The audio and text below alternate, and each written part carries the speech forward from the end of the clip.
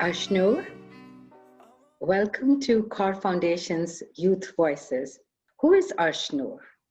Arshnur is a Sikh, first and foremost, raised by immigrant Indian parents, partially in the United States and partially in Mexico City. So I'm essentially an American that left my heart in Mexico. UC Berkeley graduate that majored in computer science, which is at the intersection of neuropsychology and computer science.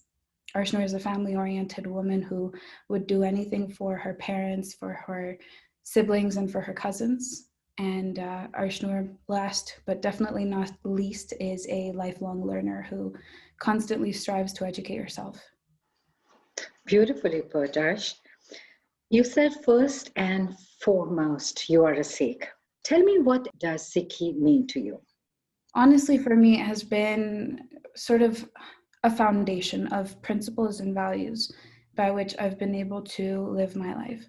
So, for example, something like Chardi Kala, it's a foundational principle in Sikhi on how we should go about our lives, live our lives in accordance with Hukam and in a state of gratitude, right? For me, it's also meant, truthful living in accordance with what I believe to be honesty, integrity, truth, and making sure that that is carried over into all aspects of my life. Being a Sikh really does mean understanding and respecting other people's experiences, their lived experiences, their values, their faiths, and trying my best at every point to protect them, to advocate for those who can't advocate for themselves, and to fight for those who are in any way oppressed. So it really means everything to me. It pervades into all aspects of my life. Is there any one single principle or tenet of Sikhi that as a woman inspires you? So there are two aspects to that inspiration, right? There's the worldly aspect of it and how you carry yourself and go about interactions with other people. And then there's the spiritual aspect of it. On a spiritual level, the Biri side, the Biri of Miri and Biri being in a good mental state. That is very important for me as a person, right? When you're faced with adversity or obstacles, you need to be able to come back to yourself and find strength in who you are. And so the principles of Sikhi that teach you that there is divine light in each one of us, and it is the same as divine light in your neighbor, right? It teaches you that you are no less than and no more than anyone else. As a woman, the principles of equality that come with that are so foundational in Sikhi, that everyone is the same regardless of their religion, their caste, where they come from, anything like that. We're all equal. It means that I get to go to my job every day and advocate for the equality of women and to make sure that our voices are heard and not silenced. Can you give me a specific example or two of how these principles that you hold so dear to your heart were put in practice in a real life situation?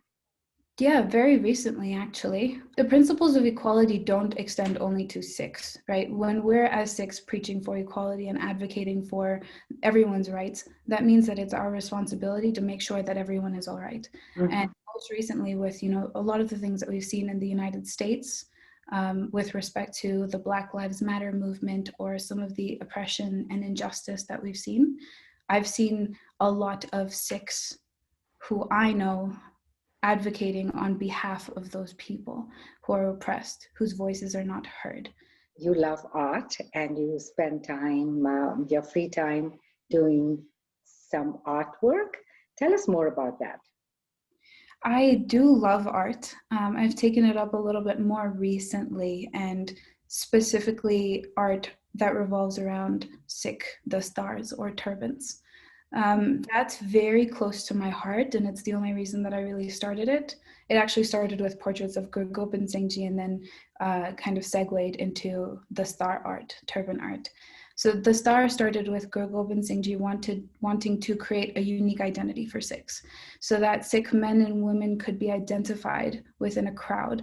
And, for people to know that if you are facing oppression or if you are in any danger, you should be able to spot a Sikh from miles away and say, that person I know will advocate on my behalf. So the principle behind the Sikh turban, the dastar, is what I feel is something that we really need to educate about in the United States, because people don't understand why they're so important to us. And so I started creating art. I've seen it embodied very much in my own life. And my father, who very proudly wears a dastar in the middle of Mexico City, interacting with hundreds of thousands of Mexicans every day. Has that ever become an obstacle or a barrier for you in any way? When I was young, I did face a lot of adversity because of my hair and my appearance. So at that time in my life, it was a big obstacle. It was something that I constantly ran away from and didn't want to confront. I tried to become more American in my appearance. But when I started to educate myself about why these things are so important to us and why this makes up so much of my identity as a person, now when I meet people and I make friends in the workplace or outside of the workplace, for example, if there is ignorance there, or if someone doesn't understand and is very vocal about not understanding it, I make a concerted effort to educate them and help them understand why this is important. From there, I kind of really leave it up to them. If you're asking for education, if you want to learn, I'm there. I want to be your friend. But if someone is very vocal about not respecting it, not wanting to learn why it's important to me, I can't have someone in my life that is, actively choosing to disrespect such a foundational part of me. So it's very cut and clear these days. Either you're respectful and you want to learn, or you're not and you don't. In your opinion, if we started that very young, do you think we could make a difference in terms of how people treat each other when they grow up? Cultural literacy is more important today than it's ever been. And this isn't just about educating youngsters about different faiths. It's about educating people about differences, right? And that starts from a very young age. If you don't help build bridges and teach young kids about the commonalities between us and help them understand other faiths, other cultures, other ways of life, we end up fearing what we do not know. We end up hating what we do not know out of fear, right? Hatred is never the first emotion. It's always something that's secondary or tertiary. And that always, in my opinion, stems from fear of the unknown or ignorance, fear of addressing that ignorance. So if we help youngsters, because young people are curious, and they should feel comfortable asking questions about, well, why is this? Why do you wear a turban? Why do you talk like that? Why do you eat these things? If they're not allowed to, in a safe space, ask those questions and learn those things from an early age, then they will grow up afraid of all that they don't know.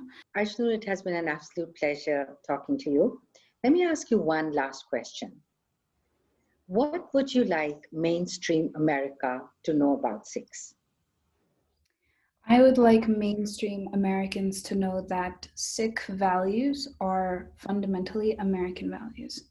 That this perceived difference or this perceived us and other between Americans and Sikhs is false. Our faith and our values teach us equality of mankind. That's what we preach, equality. And that comes with selfless service directed to anyone in need, right? Regardless of what they look like, where they come from. It's our foundational belief that we must serve others who cannot serve themselves. We believe in earning a living through hard work and sharing that with a community and working towards the betterment of whatever community we're a part of. So I want mainstream America to know that there is no part of Sikhi that goes against or defies any American value. Thank you, Ajnu. What a pleasure it has been getting to know you through this interview. Thank you so much for having me again. It's been a pleasure talking to you.